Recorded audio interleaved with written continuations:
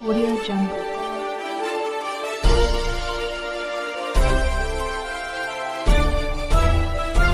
Audio Jungle. गेल्या 75 वर्षापासून मुस्लिम समाजाला ही शिक्षणापासून संरक्षणापासून नोकऱ्यापासून वंचित ठेवण्यात आलेलं आहे. गेल्या 5 दिवसापासून जे महाराष्ट्रात पहिल्यांदाच बेमुदत धरणे आंदोलन सुरू झालेलं आहे. दलित त्यानंतर निवृत्ती सांघ यांच्या माध्यमातून आणि सरकारने गठीत केलेल्या वेळोवेळी जे कमिशन आहेत त्या सर्वांचा अहवाल असा आहे की खरोखरच मुस्लिम समाज हा आर्थिकरित्या शैक्षणिकरित्या हा दलित समाजापेक्षा दुबळा झालेला आहे आणि त्यांना शिक्षणामध्ये आणि नोकऱ्यामध्ये 5% आरक्षण देण्यात यावं. परंतु त्यांच्या अहवालानुसार मुस्लिम समाजाला हे आरक्षण मिळालं पाहिजे, मुस्लिम समाजाला संरक्षण मिळालं पाहिजे. मुस्लिम समाजाला तुम्ही फक्त मताकरता न बघता आज मुस्लिम समाज हा देशातली 2 नंबरची लोकसंख्या आहे. तर तुम्ही अशा पद्धतीने त्याला डावलून जमणार नाही. बाबासाहेबांना पिण्याच्या पाण्यासाठी 14 तळ्याचा सत्याग्रह करावा लागलेला आहे आणि आम्हालासुद्धा आरक्षणासाठी ही सत्याग्रह करावा लागतो आहे आणि आम्ही ती आरक्षण आमचा हक्क आहे, आम्ही ते मिळवूनच राहणार आणि हे आंदोलन आम्ही उदगीरपासून ते मुंबईपर्यंत नेल्याशिवाय आम्ही सोडणार नाही. मुस्लिम समाज आरक्षण मिलने के वास्ते आज 5वां दिन है और इस बेमुदत धरने आंदोलन रखा गया है निवृत्ति सांघवी साहब के नेतृत्व में. और जब तक हमें इस आरक्षण मिलता नहीं है जब तक हम इस आंदोलन को जारी रखेंगे और चालू रखेंगे. इंशाअल्लाह इस आंदोलन के वास्ते पूरा मुस्लिम समाज एकजुट हो रहा है और इंशाअल्लाह बिल्कुल ज़्यादा से ज़्यादा तादाद में मुसलमान जुड़ेगा. और जैसे कि अभी हमारे अहमद सरवर साहब बताए हैं कि अगर हमें अगर इंसाफ नहीं मिलेगा यहाँ पर तो आने वाले दिनों में हम रास्ता रोको आंदोलन करेंगे और हम यहाँ से मंत्रालय तक हमारी आवाज़ लेके जाएंगे. नेते निवृत्ती दादा सोनकामरे उनके नेतृत्व में मुस्लिम आरक्षण मिलना चाहिए ऐसा धरने आंदोलन बेमुद्दत रखा गया है. इस आंदोलन का मकसद है कि मुस्लिम समाज को आरक्षण मिलना चाहिए और ये समाज बहुत पिछड़ा हो गया है. जिनके हमारे समाज में बहुत सारे लोग सुशिक्षित बेकार हो गए. इसीलिए मांग को लेते हुए हमारे को आरक्षण मिलना बहुत ज़रूरी है. ये आरक्षण की मांग पिछले कई सालों से मांग रहे हैं तो भी आरक्षण नहीं मिल रहा है. हर बार सरकार बदल रही है मगर आश्वासन दे रही है कि आरक्षण हम देंगे उनका, लेकिन आरक्षण आज तक हमको मिला नहीं. अगर ये आरक्षण नहीं देते हैं तो ये बेमुद्दत आंदोलन चलता रहेगा. आरक्षण मिलना चाहिए लेकिन सरकारें हमारे जोश से खिलवाड़ कर रही हैं और हर वक्त इलेक्शनों से पहले इस किस्म के इवेंटबाजी का काम कुछ लोग करते आ रहे हैं. इसलिए सरकार हमारे को नज़रअंदाज कर रही है. लेकिन जो कॉन्क्रीट काम होना है वो महाराष्ट्र का एक तबका आरक्षण के मुद्दे को निकल कर 5 साल ऐसा 25 सालों से लेकर चलने की कोशिश कर रहे हैं. और आरक्षण क्यों मिलना चाहिए? आज नौकरियों की अगर हालत देखें, हम इधर आरक्षण की बात कर रहे हैं और सरकारें प्राइवेटाइजेशन की बात कर रही हैं. हम नौकरियों के आरक्षण में हमारे सहूलियात को खोज रही हैं और जो रोस्टर होता है उस रोस्टर को ख़त्म करने का काम सरकारें कर रही हैं. ये हमारे साथ भेदभाव हो रहा है. हमको आरक्षण इसलिए चाहिए कि डॉक्टर बाबा साहेब अम्बेडकर ने कहा है अगर आप सियासी तौर पे, आप समाजी तौर पे, आप तालीमी तौर पे, आप आर्थिक तौर पर अगर समानता नहीं लाएंगे तो इस मुल्क में एक दिन भूचाल आएगा और कोई भी सुकून से नहीं रहेगा. अगर आप इस मुल्क को अमन पसंद मुल्क चाहते हैं तो आपको ज़रूरी है कि पिछले सभी वर्ग को, सभी समाज को आपको मुख्य प्रवाह में लाना पड़ेगा.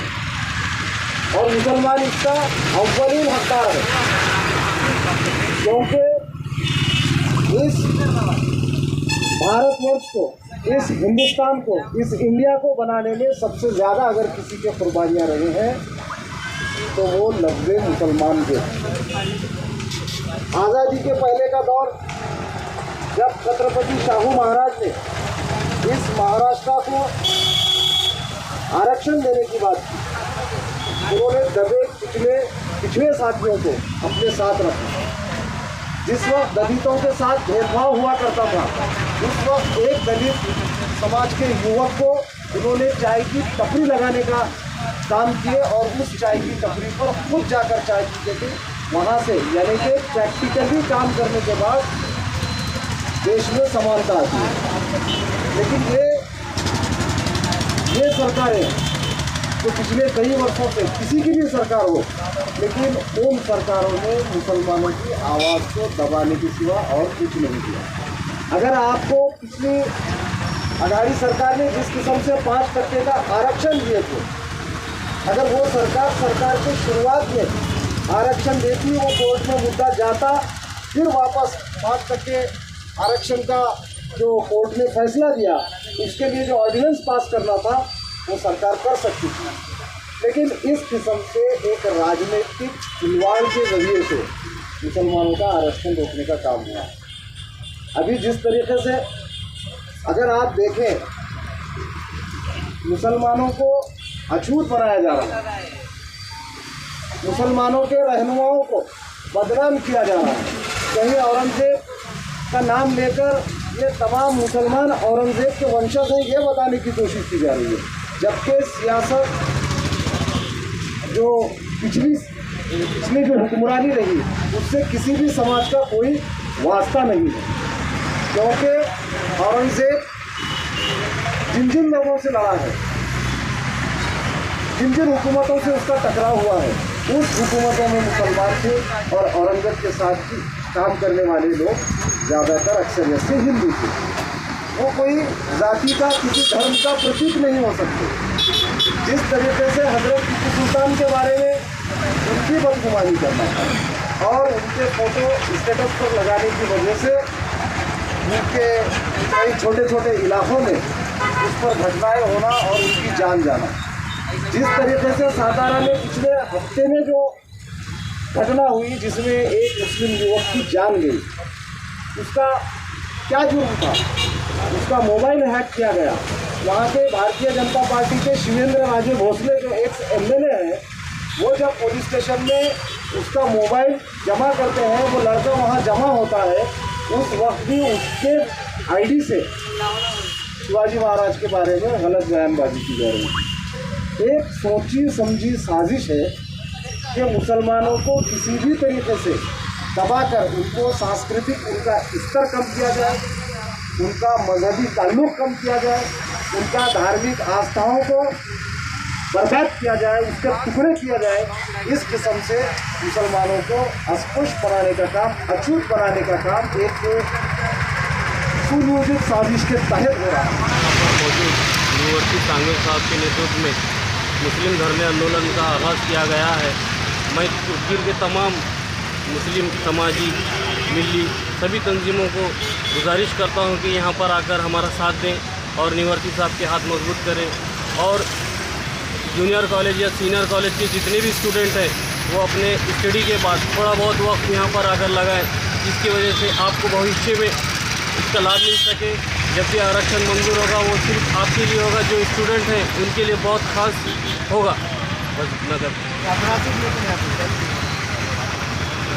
पिछले 5 दिनों से निवृत्ति सांगे दलित नेता, इनके नेतृत्व में और मुस्लिम आरक्षण संघर्ष समिति, इनके माध्यम से उदगीर शहर में मुस्लिम समाज को आरक्षण मिलना, इस मांग को लेकर धरने आंदोलन किया जा रहा है। आज का 5वां दिन है।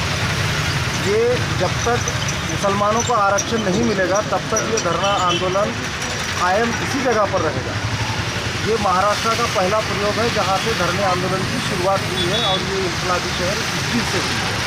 अगर इस मांग को लेकर सरकार जागरूक नहीं होती है, इसकी दखल नहीं होती है, तो उदगीर से लेके मुंबई मंत्रालय तक हमारा एक मार्च होगा, रैली होगी, पैदल यात्रा होगी और तमाम महाराष्ट्र के लोगों को जोड़ने का काम होगा और सरकार पर दबाव बनाया जाएगा।